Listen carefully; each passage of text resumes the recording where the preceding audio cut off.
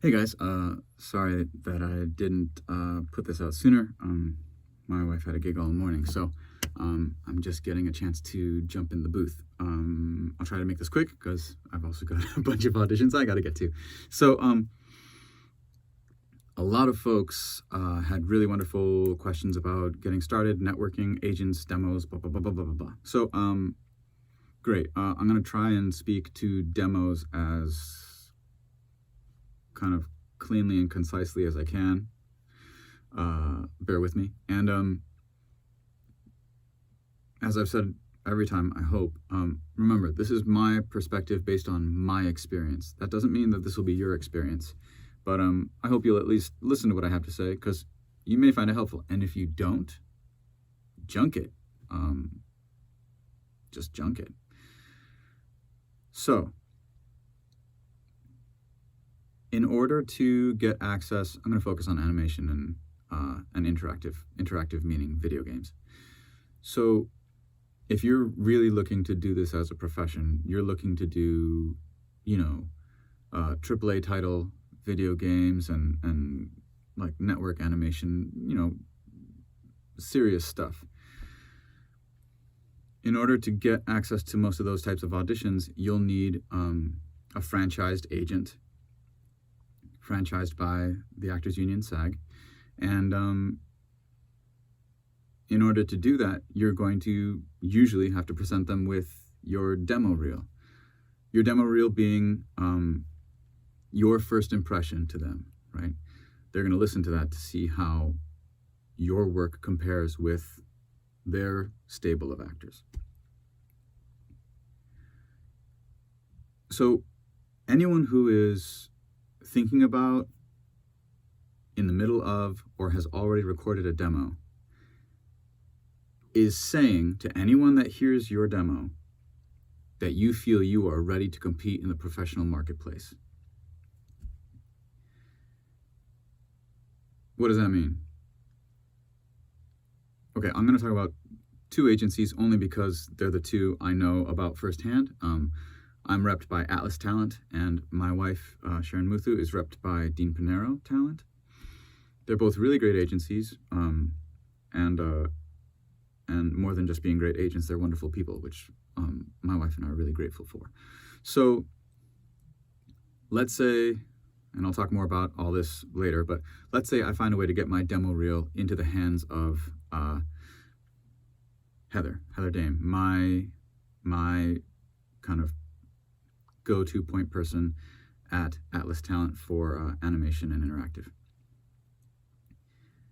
So she gets my demo and she listens to it. As soon as she gets my demo, the expectation from her is, okay, this is an actor ready to do this full bore as well or better than my roster of talent.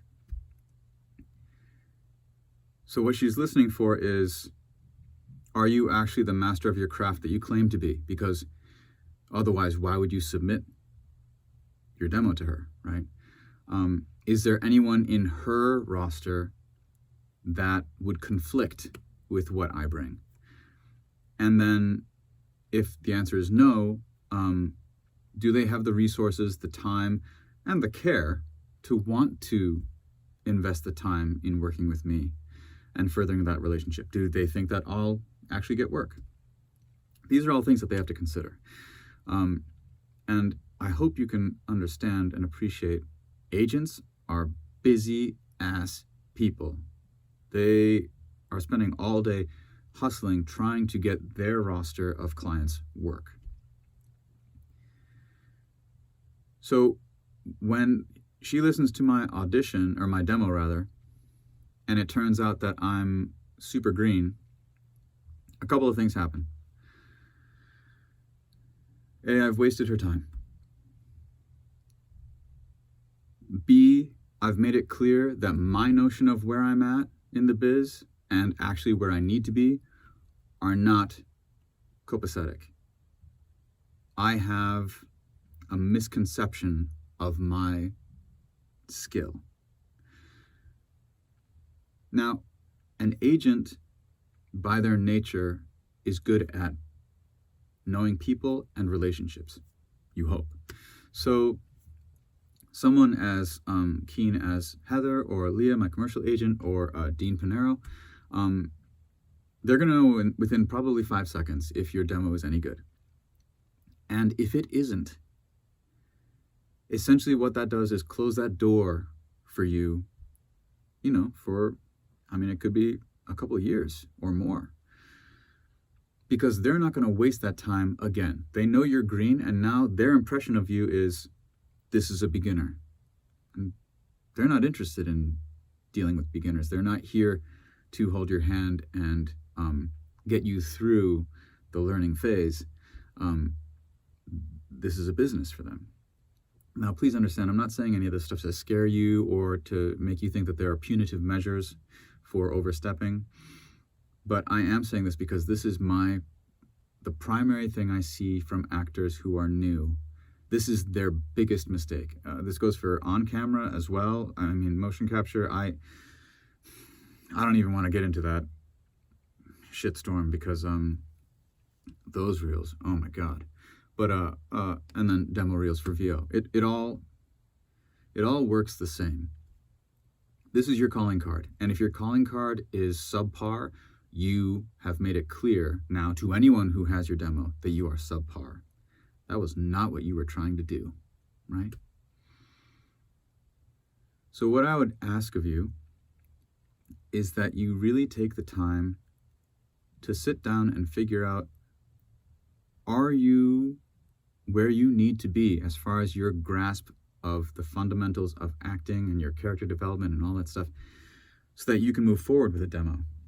Because if you're not, don't waste the money and don't waste the time.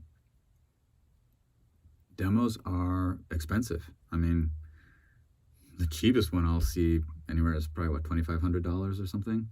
And for most of us, that's a lot of money.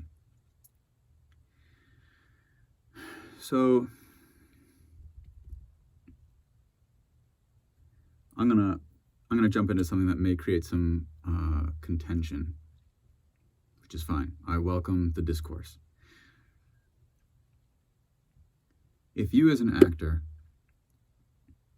have signed up at a studio or with a coach or whoever who, as part of their marketing pitch or the way they sell themselves, is that you're going to get a demo reel out of it,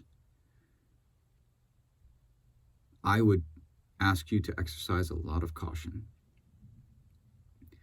Demo reels are a great way for a studio or a teacher to make money. Now, unless you have a teacher who has really great moral principles and is able to separate their livelihood from their respect and care for their students, which can be hard, especially in this current climate, you have to remember that any of them that tell you you're ready for a demo, well, do they really have your best interests in mind? Are they looking out for your career the way you would look out for your career? And here's where I have to say, it's not their job to look out for your career. If they're good people, then that's wonderful. But that's your job. So if it turns out that that machinery that's designed to get people in and churn out demos manages to sway you, probably via flattery and trying to make you feel like you're better than you are and like you're prepared when you're not, now you've got a big problem, because you've made a calling card that's actually telling everyone out there that they shouldn't work with you yet. So I just want you to consider that. There are plenty of teachers out there who do demos, who are still really upstanding folks and will take the care needed to make sure that you're ready. But being able to discern that and to be honest with yourself about where you are, that's hard. So how do you know? How do you know if you're ready? Well, the first part of that is something that I can't teach you, no one really can teach you, and that's learning to be honest with yourself. You need to learn to be able to look at your craft and where you're at and be really straightforward with yourself on what's working and what's not. So here's what I would suggest. Let's take, we'll take my agency, Atlas Talent, right? In their roster, you have some really amazing actors: Darren DePaul, Erica Lindbeck, Bob Bergen. These are heavies in the animation and video game world, and they're all incredibly talented actors. At my wife's agent, Dean Pinero, you have Ashley Birch, Yuri Lowenthal, Roger Craig Smith. These are, once again, masters of their craft. If you go onto either of those agency websites and you search the roster, you'll be able to click and listen to the reels for some of these top-level performers. Give it a listen and ask yourself how your work matches up. Record a set of you doing what you feel is your wheelhouse. That shows off your range of characters and your sincerity and your honesty and your genuineness and all that other stuff, and then see how it compares to what these guys are doing. Because that is the benchmark standard. Now, that bar is super high. And of course, their level of experience is great.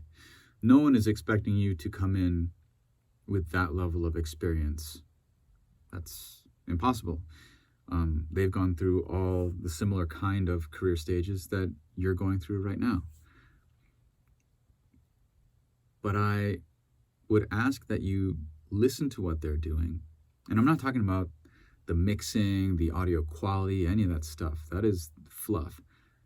When you listen to any of these performers, you'll hear very distinct characters. Each one will be completely different. When you hear that voice, you will immediately know that it's a unique individual, and you'll probably be able to picture them in their mind. You'll be able to literally see what they are doing as they're speaking when you're just hearing their voice.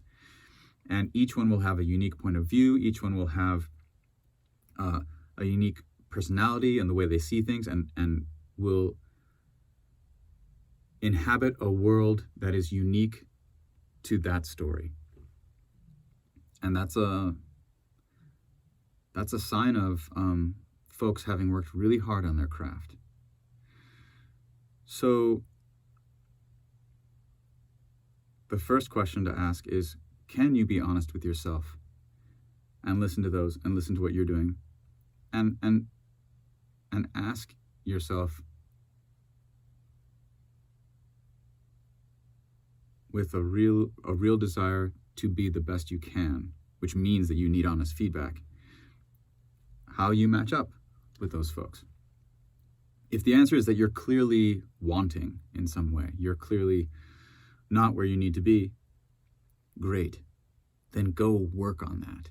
You don't need a demo yet, because that means that at this point, rushing to do a demo does you no good. It costs you money, it costs you time, and it costs you reputation.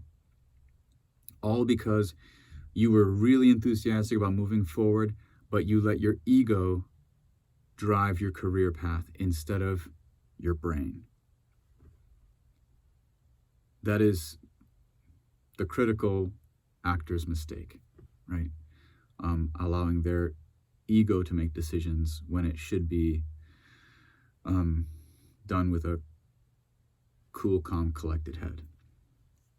Okay, so I told you kind of red flags on what to look for. I can only speak from my own experience. So I'll tell you how I found my first voiceover teacher. I happened to be at the time working as a personal trainer at a gym and talking to another trainer who in LA was also an actor. And I'd never done voiceover before. My wife at that point had done quite a bit of voiceover, and it was something I really wanted to get into. And so we were talking about it, and this trainer turned and pointed to a guy who was on the treadmill working his butt off. He's like, "Oh yeah, Mo does a lot of voiceover." Maybe you could talk to him. I was like, okay. So I go up to Mo. And I'm like, hey, Mo, I heard you do voiceover. And he's like, yeah, I do a little voiceover. And I was like, well, I'd really like to get into it. Do you have any suggestions on how I get started? And before I go much further, let me be clear. The Mo I'm talking about is Maurice LaMarche. If you don't know who Maurice LaMarche is, you should look him up. He's the Brain from Pinky and the Brain. He's been in every cartoon I can ever think of. He's the voice of Lexus. He's worked amazing things. This guy makes a living off his voice. And he was very humble about it. But he pointed me to a gentleman named Bill Holmes. And I don't know anything. So I called Bill and I said, hey, I'd love to just sit down with you for a couple minutes and just talk about what you're doing and how you go about it, because I'm not interested in paying for a class before I know anything about the teacher and whether this is something that's actually going to be good for me. And I don't think a lot of people asked him that, but he was cool about it and let me come by, and we sat in his office and just talked. And he picked my brain. It became very clear very quickly that I was completely inexperienced and that I had a long way to go, which was great. That's why I was there. Now, during the process of our, 15-minute conversation, Bill took at least 2 phone calls from people calling, insisting that he make their demo. And this was clearly not the first time that they had called. And Bill's response in both instances was, buddy, you're not ready for a demo. You need more training. And that doesn't necessarily mean training with me. Train anywhere. But if you do a demo right now, it's not going to sell you the way you want it to. And that was really striking for me. I watched this man turn down people offering him money because he cared enough about his professional reputation, and even more so, cared enough about their professional reputation to look out for them when they didn't know to look out for themselves. That was amazing. And I've been very, very lucky to have numerous teachers like that throughout my life in all kinds of scopes. Bill would end up becoming an amazing influence on me and a marvelous teacher and a very dear friend. I'm so grateful for his guidance. So I was lucky enough to find that. So I guess I say all that to say, if there's a teacher out there that you're interested in, do your homework. Try to find out more about them. If you have other friends who are in this career and are doing well, ask them who they work with. Ask them for their feedback on who they work with and what they think. If a teacher isn't willing to give you the time of day, and I don't care if they're busy, that may be an indicator that that's not the place for you. Okay, so I think I've talked as much about that as I can. So, okay, let me talk about something that I think is really, really important, not just for demos, obviously for demos, but just as an actor in general. The most important thing you can do as an actor to further your craft is to know yourself.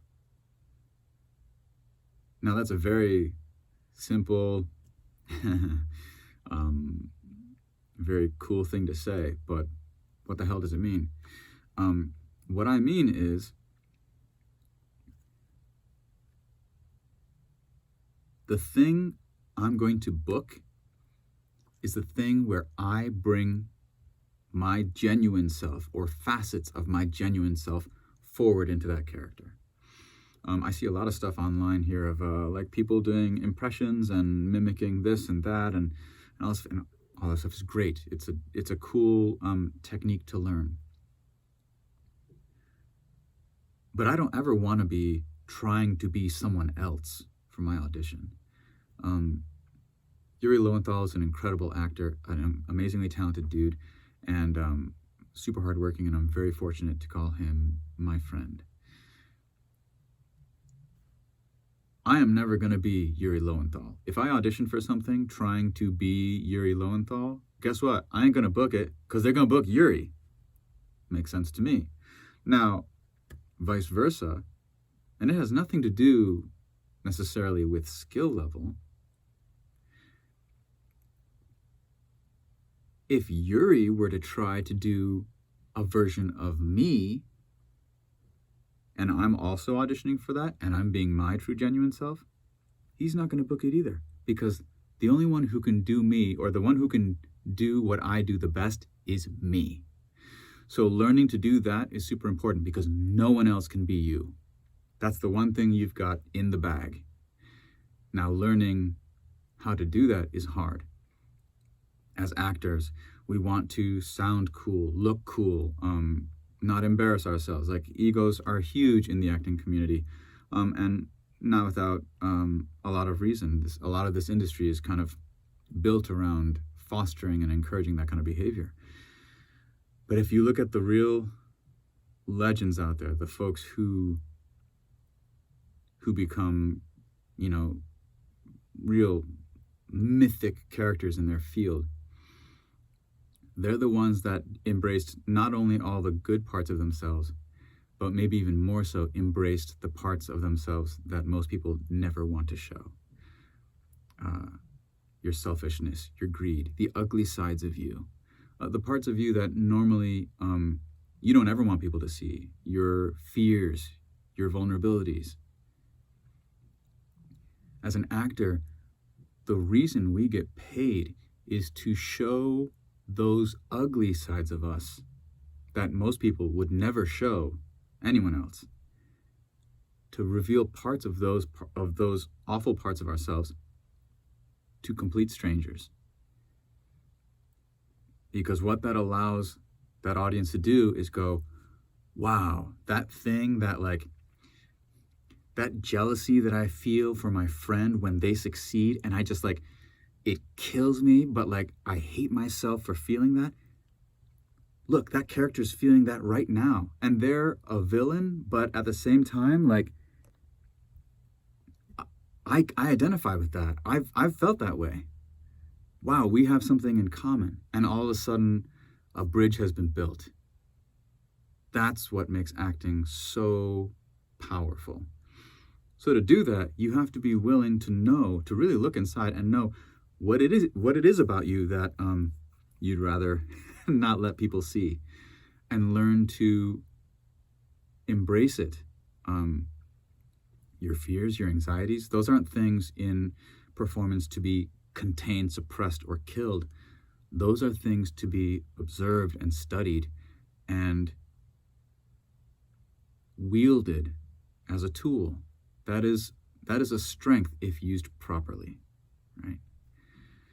Now, all of that takes a lot of training. It requires a maturity of self and a willingness to look like a complete ass in front of others. And that is hard. But when you get to a point where you are starting to become comfortable with being uncomfortable, then maybe it's time for you to start looking at the possibility of doing a demo. Wow, I talk way too much. Have a good one, everybody.